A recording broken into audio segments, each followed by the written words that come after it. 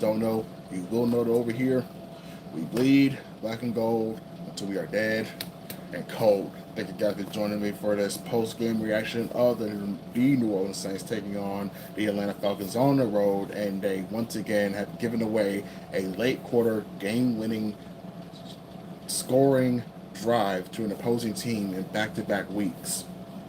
The New Orleans Saints, week 4, going on the road to Mercedes Benz Stadium to take on those Atlanta Falcons. I can't even call them Dirty Birds right now because they won the game. Before we get started, I want to thank each and every person who comes into this live, at least a like, at least a follow.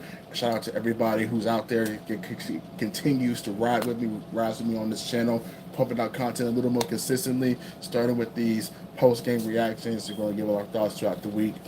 I'm still working on what's going on with our video issue here. I figured out the audio issue. With that being said, though, I might need a new camera. With that being said, let's get into what we need to get into. Yes, as the title implies, the New Orleans Saints are who we thought they were going into this season. The New Orleans Saints were 1-point underdogs. But the first 2 weeks, obviously, are looking like kind of suspect at this point. So I'm trying to gather myself right now. But first, I'm trying to gather myself. But before I do, I want to give a shout out to the Atlanta Falcons who hung in there and found a way to win the game. We always preach about good teams finding ways to win games. Slowly but surely, I don't know how they do it, but the Atlanta Falcons are just finding ways to win. They're finding ways to win, or at least be very, very competitive. Very, very competitive. So I gotta give them their props today. T Dirty, already in the chat. What's going on with you, man? Happy to see y'all. Happy to see everybody starting to file in little by little, showing the support. I appreciate you guys for going ahead, get vent a little bit, get yourself off there. I'm gonna start point blank. Dennis Allen is who we thought he was. Dennis Allen is who I thought he was. He gets no slack today. I don't care that his defense gave up 0 touchdowns. I don't care. Dennis Allen is at the head of it all. Offense, defense, and special teams. Dennis Allen is the byproduct of this team right now. This is his identity. This is his team. So when I go into these breakdowns, I want you guys to understand he gets no flack from me. He should get no flack from either from any of y'all. Let's get into what we need to get into. Rashid Shaheed, the 3 ups and 3 downs. Let's start there. 3 ups, 3 downs. So 3 downs, Rashid Shaheed. I don't care that you had 8 catches. I don't care if that's a new career high for you. You are part of the problem for today's game. I know you're a big explosive play guy. I know you're a route savvy guy. I understand all that. But with that being said, special teams matters. You're supposed to be a special teams ace. You should know better than that. Rashid Shaheed gave up a muffed punt inside the 5, and it went for an Atlanta touchdown. And that was just the beginning of the end. As soon as I saw that happen, I knew it was going to be a very, very ugly day for the Saints. Rashid Shaheed normally never muffs a punt like that, ever. So to see that happen so uncharacteristically in a game like this, where you needed to have a win that's most likely going to come and bite you in the ass later on in the season, where you're most likely going to be fighting for a wild card spot because you gave up 2 games that were winnable for you against the Philadelphia Eagles and the Atlanta Falcons, a divisional game you absolutely needed to have before going into Arrowhead, which is going to be a loss right there. That's not a here nor there. We're going to stick to this game right now. It's unacceptable. It's unacceptable. You cost this team a win that they needed, and you need to be held accountable for that. It's absolutely inexcusable. Another down, the defensive line. Of all the defensive linemen that are on this team, only two of them stood out for me today. Chase Young and Peyton Turner. Not Carl Granderson, not Colin Saunders, not Cam Jordan, not Brian Brzee. Peyton Turner just because he got the sack. And Chase Young, who was just about everywhere, from pressures to almost having 2 sacks on the day. if he was just a half second early. Those are the only two I've seen consistently show up on my screen. And that's crazy, especially for Peyton Turner. Brian Brzee, Cam Jordan, even though he's in a twilight of his career, Carl Granderson, those guys have to play better. They were without two starting offensive linemen for the Atlanta Falcons. McGarry for the right tackle spot and Dahlman for the center spot. Guess how many sacks they got on today? A big, whopping 0. The New Orleans Saints defensive line, who were going up against a makeshift O-line with two very critical pieces out, had 0 sacks on the day. I counted at least 5 hurries and 4 QB hits, but 0. And in a situation where you needed to make a play defensively, especially the D-line, 0. Another down, Paulson Adebo. I never want to hear Paulson Adebo talk about getting a potential extension again. I never want to hear Paulson Adebo in the same category as Marshawn Lattimore and Alontae Taylor. Hell, I don't even think he's even better than Kool-Aid McKinstry at this point, and we've barely seen him. We've only seen him for about a handful of snaps. Well, for not even a handful. We only saw him for like 1 game. And he looked more technically sound than Paulson Adebo. Paulson Adebo is a feast or famine type player. That's the type of guy you're getting. And that is just not good to have. I'd rather a technically sound cornerback rather than a guy who's just worried, a feast or famine. Look, when Paulson Adebo had that INT against Kirk Cousins, I didn't even get excited for it. I'm sitting right here, nonchalant at the INT because of the fact that I knew what was coming later on. We've already been through the feast or famine type players from 2013 all the way through 2017. We've been through that. We've been through the Eli Apples. We've been through the Patrick Robinsons. We've been through them all. A reliable CB2 needs to be on the outside. And at this point, if I'm DA, I would be taking a look at Kool-Aid McKinstry. Now, this is just initial reactions here. I'm probably going to feel a little bit differently about it tomorrow, but I highly doubt it.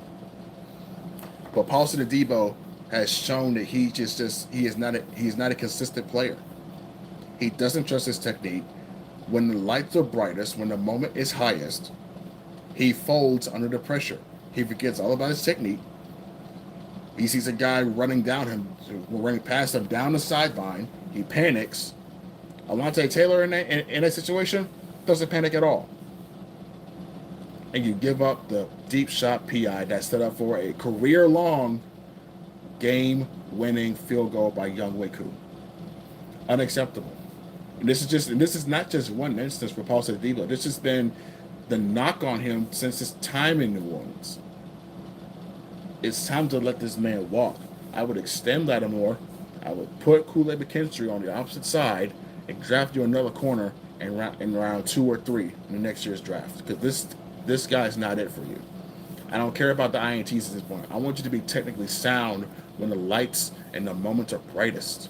Another knock that I have to give. Tight end Juwan Johnson. Hell, the tight ends in general, they all can get the seat right now.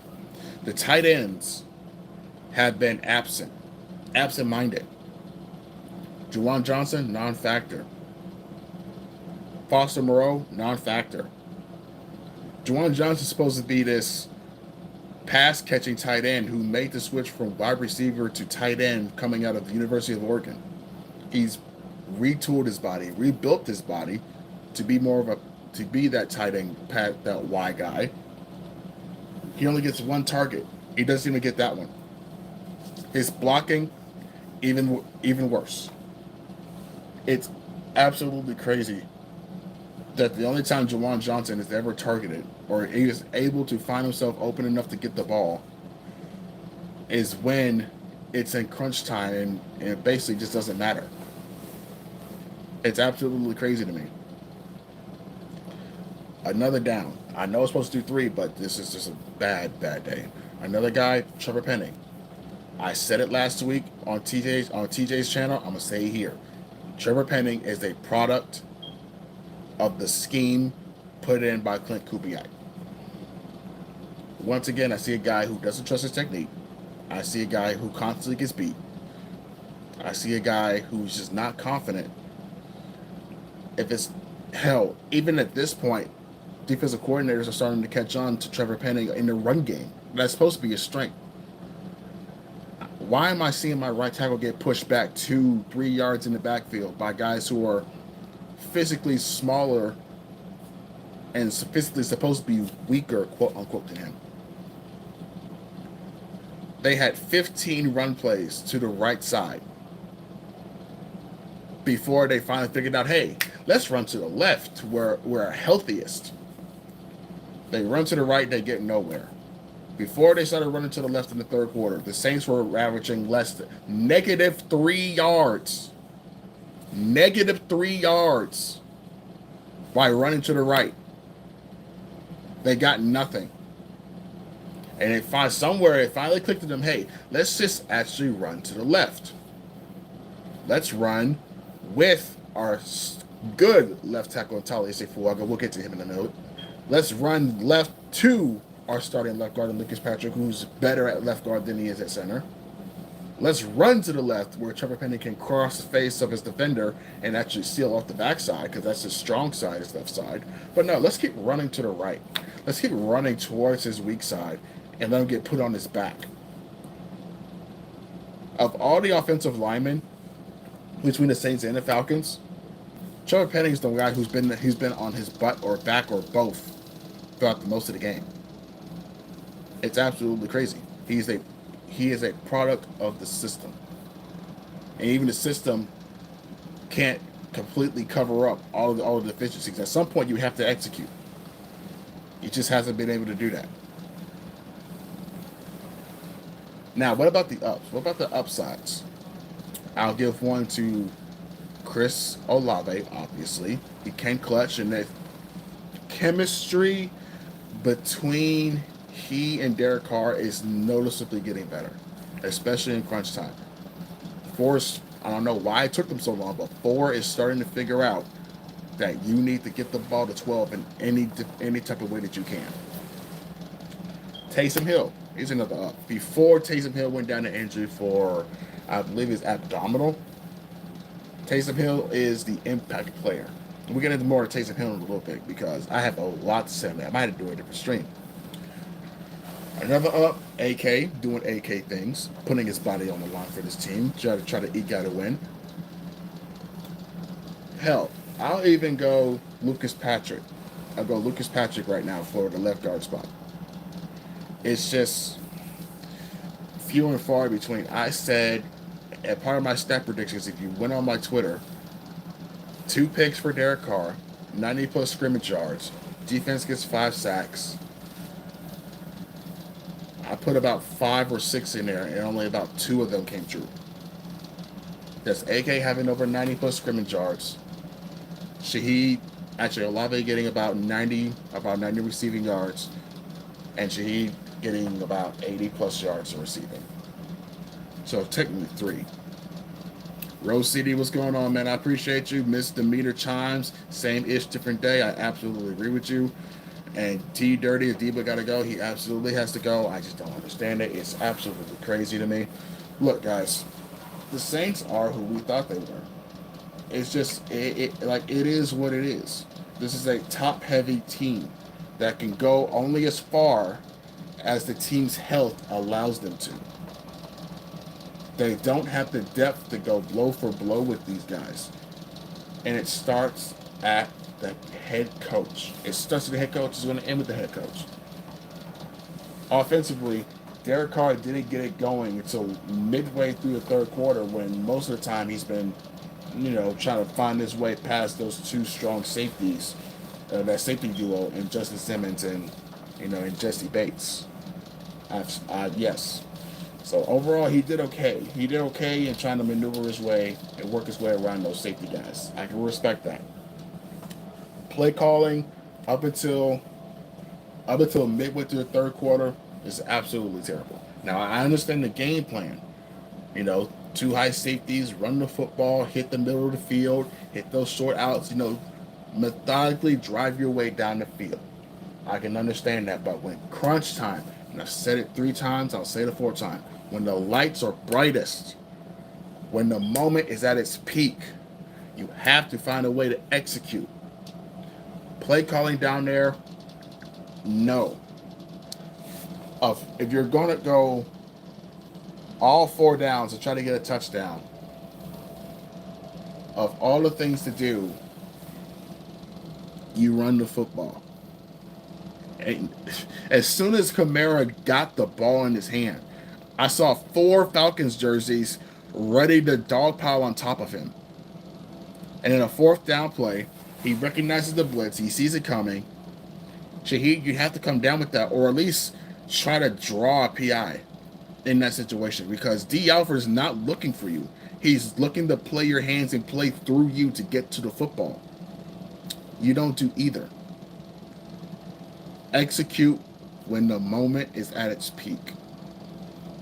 The first 2 weeks, outliers at this point, because we've seen what Carolina's doing under Andy Dalton. Even though they lost today against the Cincinnati Bengals, they put up over 24 points up in each game that Andy Dalton has started. They look completely different to this point. Bryce Young might have been the problem. Week 2, Dallas Cowboys. Their defense looking like it's been absolutely abysmal against the run all year, like it has been all year. That defense, once you minus Trayvon Diggs and Micah Parsons, shout out to Micah Parsons, by the way.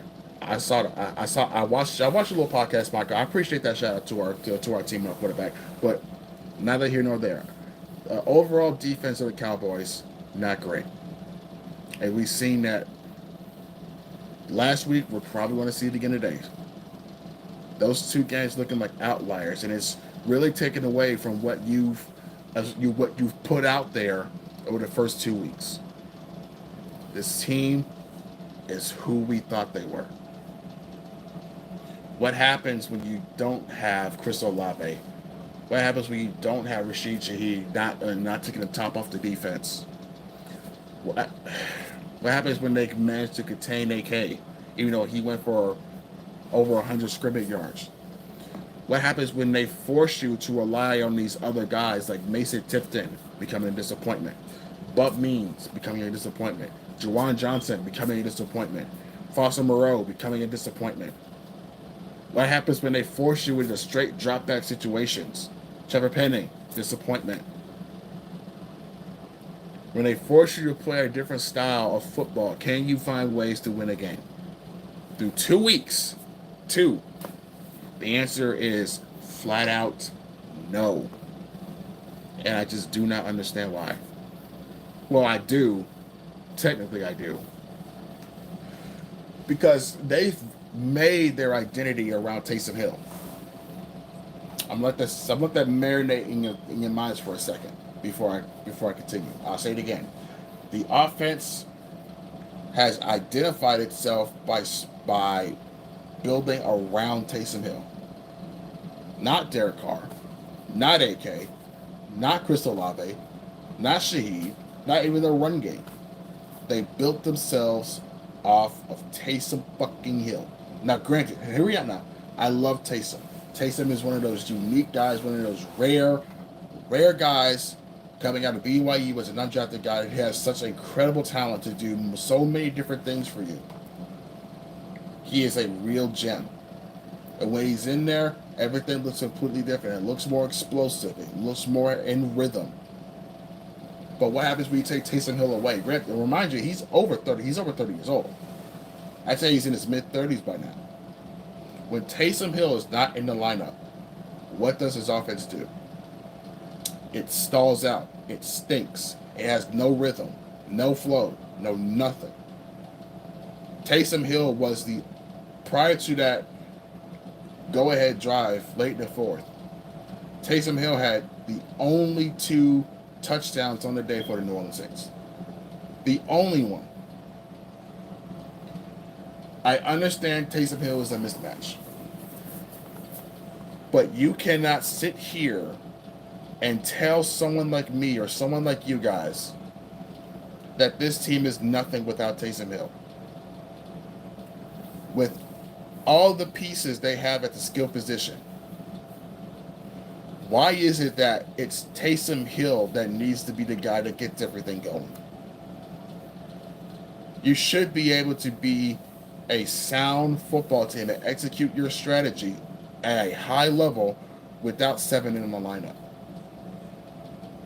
If you have to rely on Taysom Hill to be productive, you're not a good football team.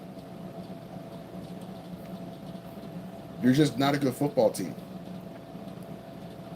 The record says everything that you need it to. Between Taysom Hill being in the game and Taysom Hill being taken out of the game, the stats are night and day. It's not me. I don't know. DA has a lot of work to do. Now, granted, he got an extra day to figure everything out, but I don't anticipate them going into Arrowhead and beating Patrick Mahomes and the Kansas City Chiefs. I don't. The Atlanta Falcons almost did it. But look at the injuries. Tyrann Mathieu was out. Demario Davis is most likely going to be out again because it's like a serious hamstring. Your O-line is still beat up. Taysom Hill is probably going to miss another game. Probably going to miss Monday night. What more do you need? Zayday, thank you for your comment, man. I appreciate you. One of my mods showing up, showing love. Zayday says, Saints are a good football team. We just unlucky, to be honest. Unlucky? I would even say that. I think they're just not a good football team right now. Good teams find ways to win football games. The time for excuses is over. It's over with. They've preached to us for months now that they are a good football team. They are a playoff contending team. They preached that all offseason. They preached that Dennis Allen is the guy to be their head coach. They preached all offseason that Derek Carr is the QB to lead them to where they want to be.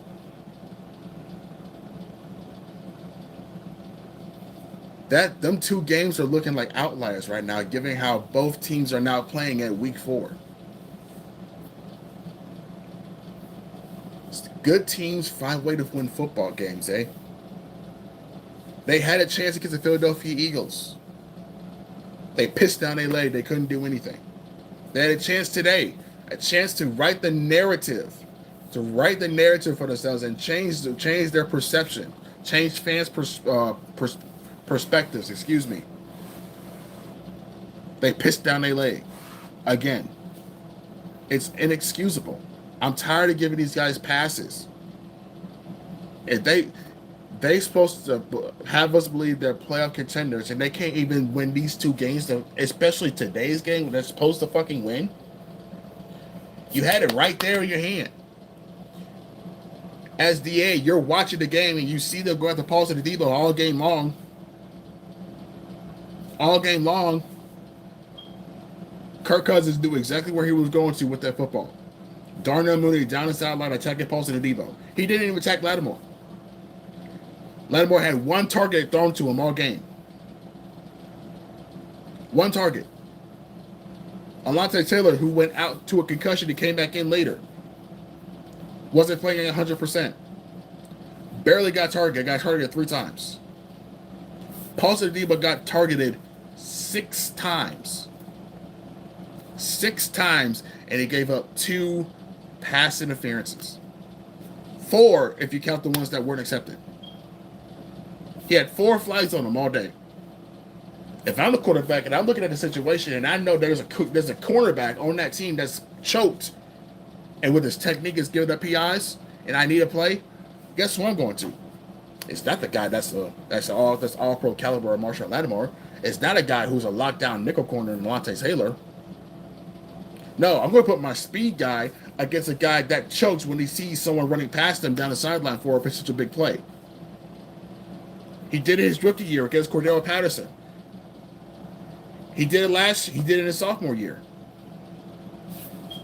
And now this year. When are we going to stop giving Paul Devo a pass. When are you going to stop acting like this team is any good? They can beat up on the bad teams, but when they're in a dogfight against teams that aren't afraid to punch back, they fold. When the chips are down, when everything is mucky and they have no rhyme or rhythm, they fold. Mr. Meter Crimes, I appreciate you. Dana G, what's going on? Feel like my heart got ripped out. It's bad. It is absolutely bad. And now I've got Falcon fans on my Twitter blowing me up, whether in my DMs or in my mentions, talking about the game. And I can't say nothing. I can't say nothing. I can't say nothing to them because they won the game. In 2021, let me take it back to 2021. Jameis Winston, week 1 against the Atlanta Falcons. That potential field goal was blocked, but Younghoe Koo had the leg to get it there, and it would have been Marshawn Lattimore with an unnecessary roughness penalty after the play. Younghoe Koo is no scrub. Don't let that 58-yarder fool you. He can nail it from 60 plus. He can absolutely nail it from 60 plus. A 7-year veteran with as strong his leg as anybody. Mr. Mina says we have good to decent players first string. Beyond that, we are a bunch of also rants. And I hate that's true. Like I said earlier in the show, the Saints are a top-heavy team that can only go as far as their overall health of roster health allows them to. If I had to put it in gaming terms for some of my people here, the Saints offense is glass cannon. The Saints offense is a glass cannon. It can be very explosive. It can do a whole lot of damage. But they're also very fragile. Very fragile. And when the pieces aren't working like they're supposed to, that overall performance, it takes a nosedive. I keep telling you, Kirk Cousins has the Saints number. He has historically done well against the New Orleans Saints statistically, but the one that matters most, W's and L's. As of today, Kirk Cousins now has a winning record against the Saints with 4-3. Now, let's not get it twisted. The Falcons needed a lot of help from the New Orleans Saints to actually win this game. If Shaheed didn't have a brain-dead moment trying to field that punt, you just let it go out, we're having a whole different conversation here. He either properly catches that punt or he lets it go out. I don't care if it's a coffin punt or whatever. He lets that go or he plays his technique right. Whole different conversation. That touchdown doesn't happen. Now, I will give credit where it's due. The Saints fought hard and they came back, but they did that last week too. They came back, they had an opportunity to win the game, pissed down their leg. But they fought. They didn't just roll over. Now, I'll give them a little credit for that. I like it when my team actually shows some fight. I like when they just don't roll over. They don't hang their heads on the sideline. They don't throw each other under the bus. They don't put blame out there to the media about who was in the wrong, this, that, and the third. You know what I'm saying? I like that they actually showing what they're about in terms of unity. But here's the thing. If it takes having the overall perfect game just for you to win, are you really a good team? We talk about injuries all the time. The Saints are known for having a long injury report throughout the week and having some key guys out. You think other NFL teams aren't experiencing that same thing? You are never going to have a 100% healthy roster. I don't care who you are. Whether you're as good as the Kansas City Chiefs, where you're as a team with grit, like the Seattle Seahawks and the San Francisco 49ers. I don't care if you're Hell, even the Green Bay Packers. Hell, the Green Bay Packers may have lost today, but they showed some fucking fight and they nearly won. Came back and won, being 28 down. Good teams find ways to win football games. I will say that as many times as I have to for people to understand. A good Saints team would have found ways to win against Philly at home, to win against Atlanta today on the road. They wouldn't have choked when the moment was at its peak. And we've seen that in both times now. Whether it been against Philly's team, and they gave up a long, explosive run to Saquon Barkley, or today, a 30-plus yard defensive pass interference call on Paulson Adebo because he let Darnell Mooney spook him. You can't have those moments. You can't do that. Not if you're supposed to be a good football team. It's just absolutely unacceptable. Younghoe Koo is fabulous. Yes, he is. I will give Younghoe Koo his props. I'll give their special teams props. I'll give Atlanta's defense the little bit of props. Troy Anderson, before he got injured, is a bad motherfucker. Troy Anderson was all over the field before he got injured. I hope he's okay. Matthew Judon showed why he's a valuable guy and why the Falcons went after him and, via trade from the New England Patriots. That tip ball landed perfectly in Anderson's hands. He was taken all the way for a pick six. I would give that secondary credit. D. Alford was on one today. Jesse Bates wasn't much of a factor. Simmons wasn't much of a factor. I'm surprised they didn't target A.J. Terrell as much. But that's not here nor there. It's tough, man. It is tough. And now we got to go not just 7 days, but 8 days. A week from tomorrow, they play Monday night against the Kansas City Chiefs. I would not be surprised if the Saints were more than 3-point underdogs in that game. Their defense is still going to be lights out. Still going to have a whole lot of grit. They're going to try to keep them competitive as much as possible. But they have a really good defense, an aggressive play caller, and Steve Spagnuolo, who loves the blitz. You don't anticipate having Cesar Ruiz back, much less at 100%. Shane Lemieux, he did his thing. He wasn't a liability. I'll give him that. But to go on the road, win at Arrowhead in prime time against that talented secondary and that talented D-line with George Karlaftis and Chris Jones and Manabike Uzama, those dogs are headhunters. They got a good linebacker in Nick Bolton. If y'all remember when I first started this podcast on YouTube, I said that Nick Bolton is going to be the guy that Saints regret passing up on. So far, he's proven me right over there. He's a dog over there in Kansas City. If you ain't got it, you just ain't got it. That's exactly what it is, man. The Saints just don't have it. For whatever reason, they just do not have it. They can get into these tight games, these one-score games all they want.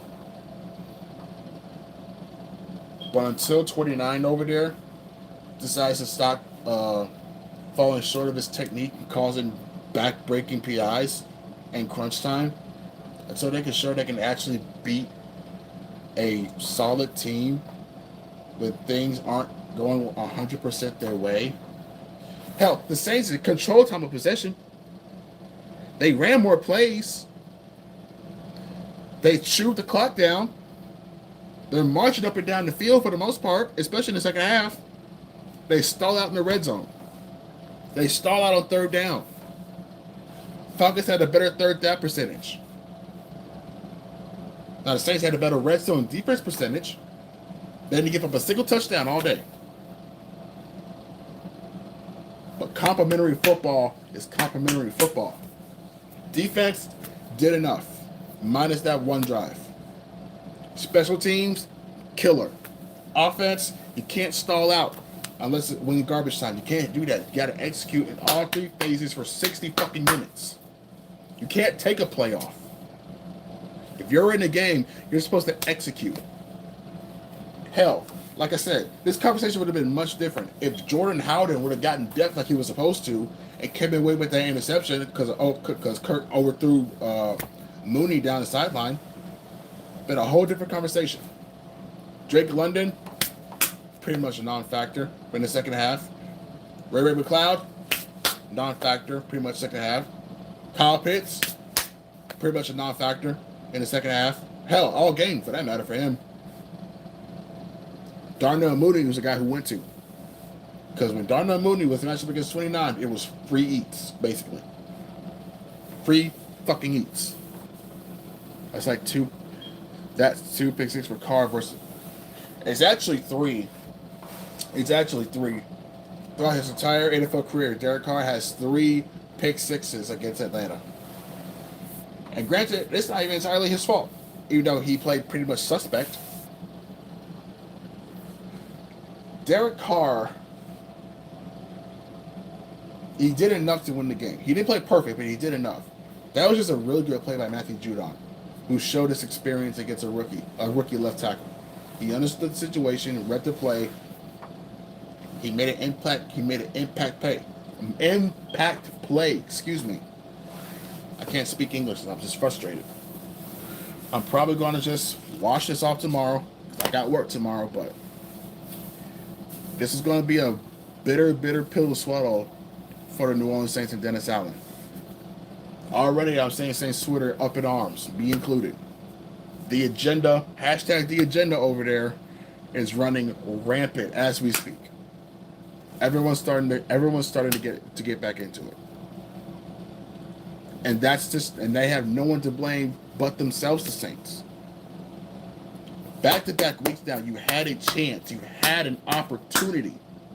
You had an opportunity to silence your critics, to prove people wrong and prove yourselves right. You failed. I don't care what the reason is. You failed. An L is an L. You failed. You are who your record says you are. You'll look good for one stretch. You'll look bad for the next stretch. Most people have Saints going either 6 wins, 7 wins. It's shaping up to be that way. There's some of these other teams on your schedule, like Washington. J.D. Daniels going to give you trouble. Hell, Bo Nix, he went into Tampa Bay and whooped their ass. I got to look at the rest of the schedule. But this next stretch, Monday night, Kansas City, short week, Sunday, Tampa Bay, and then another short week, Thursday, at home against Sean Payton, who knows you very, very well. You're probably going to be 2-4 going into Thursday night. That's how bad that's just how you are. That's just how everybody sees you. No one's going to believe you're going into Arrowhead and whooping on the defending Super Bowl champions in Kansas City. I sure as hell don't. Nobody expects you to go into that week 6 game against Tampa Bay and whoop their ass because they had your number since Baker Mayfield got there. You're going to be an underdog in that, and they're most likely going to beat your ass until you prove them otherwise, right? You're going to be 2-4. That's just how it is. Your record is who you say you are. So, before I get up out of here, all I'm going to say is this, the last words for today. Going forward, expect 0. That's why I went into today's game with 0 expectation. Expect them to get, a couple of good wins here and there, a couple of frustrating losses here and there. Expect them to go 8-9, maybe even 9-8. Just miss the playoffs again for like the 4th or maybe even 5th straight year.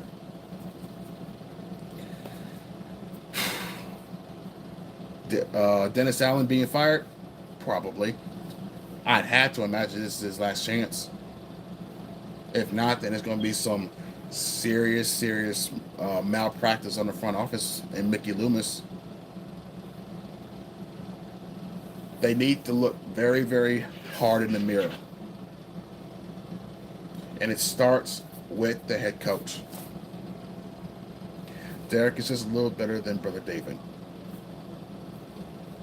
That's true. Derek Carr is who he is. Derek Carr is who his contract says he is. He's middle of the pack. He got middle of the pack QB money. It is what it is, guys. But like I said, go into each week expecting nothing. Just enjoy the good moments that come, but expecting them to lose. Practically just say to lose every game. That's how I am at this point. Unless it's against the Falcons. Unless it's against the Falcons, take them to lose. Because every time the Falcons play, I'm going to pick my boys to win. Because I would never sit here and say that the Falcons are going to beat my boys. Fuck them birds. Fuck the boys. Oh, here we go. Ohio Monsters, how about those dirty birds, bro? It took an act of God and pretty much the Saints stumbling over themselves to give you guys the win. But like I said, you can't make excuses for this team. An L is an L no matter how you slice it. But I will say that my defense had a good game against Kirk Cousins. 0 touchdowns given up by Kirk Cousins. I had them 8-9. That's about a fair record. Hell, I'll go one lower. I'll say 7-10. But GG's to the Falcons, man. Look, a win's a win. Now you guys are sitting in second place in the division. It's a long season. We'll see how things turn out. The Saints next week go into Arrowhead. They're supposed to get Kendre Miller back. And honestly, I said this on Twitter a couple days ago. The Saints need Kendre Miller. And I think DA knows that. Kendre Miller is that burst that the Saints need, and when in terms of executing their outside zone run schemes. There's a reason why Jamal Williams gets minimum touches out of the backfield. He doesn't have that burst anymore. He had it in that 1 year with the Detroit Lions, but and I do mean but, a run scheme like this, you have to be able to make people miss. You have to be able to break tackles. That's just not him. He's a vibe guy. I love him. I've talked to him one time during training camp last season. I really love his anime knowledge because I'm an anime guy. But that's just all he's good for. He's just a vibe. It gives you that energy when you need it. He'll definitely work 100% every time he gets his opportunities. But if you're giving 100% and you still look like that, there's something to be said. Kendre Miller is supposed to come back this week in preparation for the Kansas City Chiefs. We'll see how this run game looks with AK and Kendre running back there instead of just AK doing most of the heavy lifting and Jamal Williams coming in for like a spell or two. We'll see how that looks. It'll be interesting to say the least. But just expect very little, guys, until they eventually decide to take themselves serious and find a way to win games they're supposed to win. But until tomorrow, I'll come on live for a couple minutes to get my final thoughts. I'm gonna sleep on them. I'm gonna feel a little bit different. But enjoy your rest of your day, guys. Try not to get too beat up over this. Try to stay off of Twitter. If you're able to, do some other things to, watch some other football games or whatever, or whatever the fuck. You know what I'm saying? And that's all I should do for here, man. I appreciate everybody that tuned in, stopped in, and gave you boys support, even that one Falcons fan. I appreciate you guys. No matter what it is, it's football. At the end of the day, we're all fans of the same product, right? With that being said, man, look. Until next time, and as always, we bleed back black and gold until we're dead and cold. Win, lose, or draw, there's still our boys down there in the bayou. I'll see you guys tomorrow for final thoughts on today's game, and I am out.